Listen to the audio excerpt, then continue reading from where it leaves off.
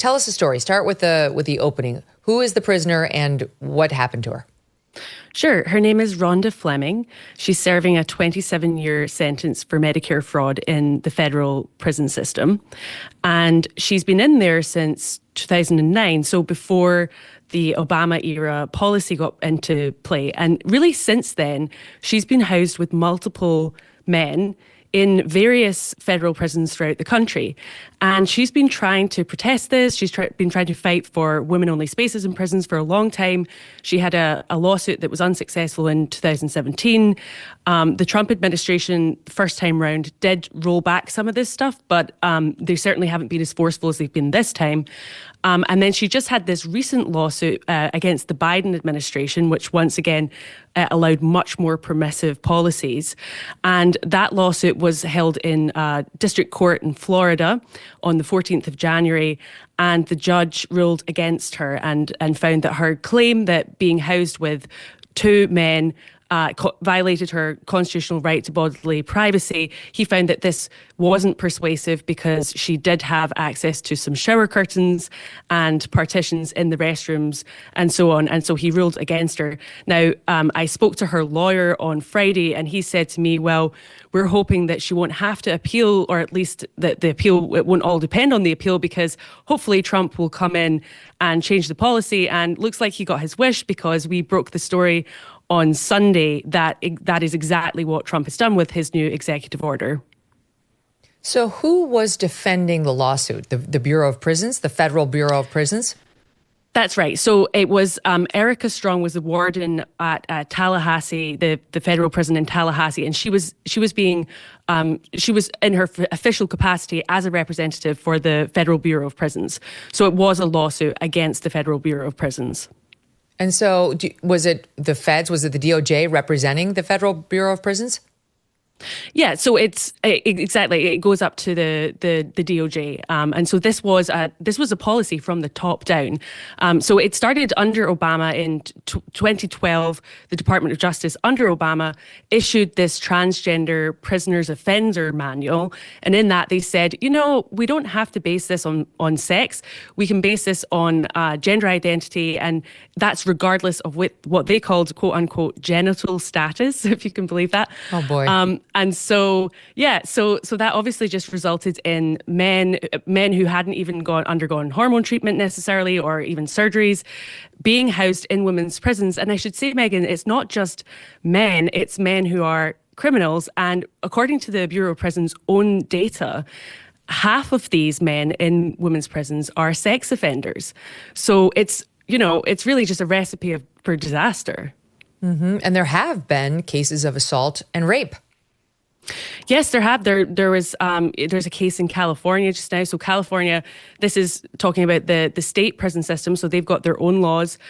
And they have essentially a self-ID law, which just allows any prisoner, any male prisoner, to just declare themselves a woman. And then they are entitled, and the entitlement is a big problem here. They're entitled to be housed in a women's prison. And there was a really terrible case of a man who allegedly raped and impregnated fellow inmates. There's a lawsuit going forward just now represented by the Women's Liberation Front. They're a radical feminist organization who are opposing this, and they're hoping that they can get all the way through with this, and because ideally this would eventually go to the Supreme Court, because at the moment Trump's executive order affects the federal prison system, but federal prisons there's only 29 of these are federal prisons. The rest are 143 state prisons, and they can really do what they like, as we're seeing in California with these really quite devastating consequences. And even at the federal level, if we don't get a Supreme Court ruling or a ruling from a higher court, it could just get reversed under the next president unless Trump changes the law, which hopefully he will. He's got 4 years. I mean, this was an immediate way to address the issue. And, I think there actually is public support now to stop this. If you look at the latest polls, they're overwhelmingly on the side of reason, even amongst Democrats. So I actually think there is the opportunity for legislation here. But I don't know. The Democrats tend to be very cowardly on these issues. So what we'd really like to see is a law passed by Congress and signed by Trump that puts this executive order into permanent place. But short of that, a court ruling, especially from the Supreme Court, would be ideal So the lawfare that's happening does matter. So what happens now? So she lost. By the way, what do we know the background of the judge who didn't think it was a big deal and thought she could just protect herself with a shower curtain? Yeah, I mean, I don't know too much about his background, so I don't want to sort of speculate, but I think it'd be safe to say he's maybe got like a more liberal record on some of these issues. And I think the lawyer also said, I think maybe Ronda, the plaintiff, got a little nervous, and there were some, discrepancies between her deposition and her the evidence she gave in court. So I think it wasn't like the dream day in court they've been hoping for. But even still, yeah, I mean, the fact that he ruled against her is obviously quite a statement. It should be a very easy case, you would think, especially, most Americans can see this for what it is. I did think it was very interesting that Erica Strong, the warden of Tallahassee Prison, said in her statement, this is really about Ronda Fleming not wanting to be housed with prisoners she views as different to her. And you think, wow, we're not just talking about just thinking like, oh, I don't like that woman, she's too tall, or I don't like that woman, she's too fat. We're talking about an objective, recognized difference here, right, between male and female. And the fact that this has been framed as being a sort of subjective thing is really, really troubling. And I think that is one thing, with Trump's executive order, it's going to take time to implement. There's going to be a lot of litigation from, LGBT activists. And I'm sure a lot of these transgender inmates are going to sue if anyone tries to move them out of the women's prisons. But what it does do is it clarifies this very question. It says, no, wait a minute here. We are pointing to something objective. We're pointing to facts. We're pointing to biological sex, the only kind of sex that there is. And so this is what we need to be rooting our laws and our policies in order to keep women safe. What's interesting is now it's Pam Bondi's, potentially, DOJ. I don't think she's not going to have any trouble getting confirmed. And it's Trump's government. So the DOJ has the prerogative not to pursue, appeals in certain cases or fight back on the Bureau of Prisons in certain cases. So I would imagine if Ronda filed this lawsuit, under President Trump, you might not even get a DOJ objecting to it.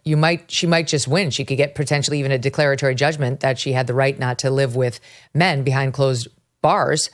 But where it will be trickier is where the trans person sues to say, I have the right to go in. Then Pam Bondi will go into court and say, no, you don't. We have a new federal policy. So there will be court decisions coming out, probably in droves now. By the way, this guy was an Obama appointee. But we're going to start to see a bunch of court decisions now. And I think this is probably generally the beginning of a big case going up to the Supreme Court, which is what the trans community doesn't want, not with 6'3" conservative to lib. They don't want it as well because I think the policy is fundamentally indefensible. It's obviously dangerous. It's demonstrably dangerous to women to have convicted male felons housed with them. We've seen the results of this. Like I said, half of them, at least in the federal system, half of them are sex offenders. I mean, come on, that's just like, and I should mention as well, I interviewed a former jailmate of Ronda's who's now released, but they spent some time together and became close friends.